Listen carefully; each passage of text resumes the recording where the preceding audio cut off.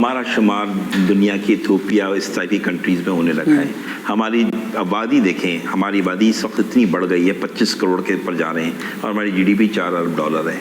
तो मैं आपको बताऊं कि ये इसका मतलब है कि हमारे यहाँ लोग काम करने को तैयार नहीं है। तो 25 करोड़ लोग, 400 बिलियन की जीडीपी। अमेरिका को देखें, 34 करोड़ लोग हैं यहाँ पे और उनकी जीडीपी $23 ट्रिलियन है, यानी 23,000 बिलियन डॉलर, और हमारी $400 बिलियन। कोई मुकाबला नहीं है। तो ऐसी क्या वो कौम है, क्या अमेरिका के अंदर लोग जिन पैदा होते हैं कि वो लोग काम कर रहे हैं। इंडिया की इकोनॉमी को देखें, $5 ट्रिलियन पर जा रही है। हम काम देखा जाए तो हमारे यहाँ सबसे बड़ी प्रॉब्लम यह है कि हमारे यहाँ इंस्टीट्यूशन नहीं है।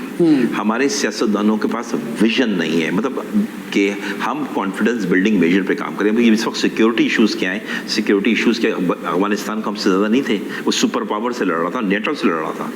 बात सारी है, आप कॉन्फिडेंस बिल्डिंग मेजर्स करें, लोगों से टेबल टॉक करें, बात करें।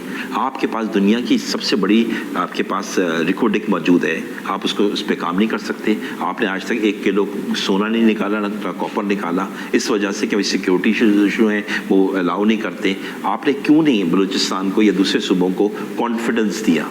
वो नहीं है।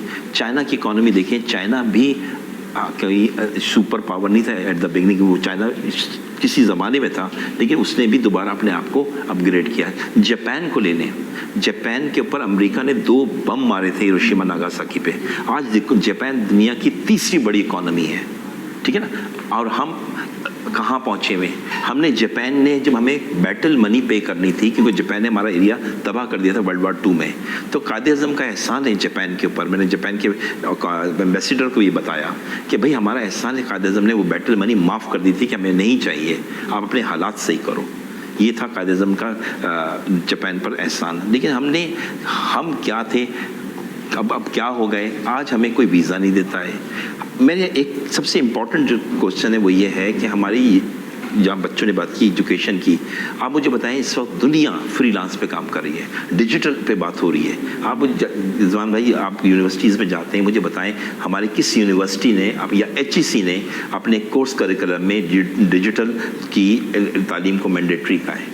हमारा लॉ में कोई डिजिटल नहीं है, MBA कर रहा है कोई डिजिटल नहीं है, वही रिवायती सब्जेक्ट पढ़ा रहे हैं। आप अपने बच्चों को डिजिटल सब्जेक्ट पढ़ाएं, पार्ट ऑफ कोर्स बनाएं। इससे 2 फायदे हैं, बच्चा खुद मुख्तार हो जाएगा। दूसरा ये होगा कि आपको फॉरेन एक्सचेंज का मुसीबत मसला है वो आपका रिड्यूस हो जाएगा। आपको फॉरेन एक्सचेंज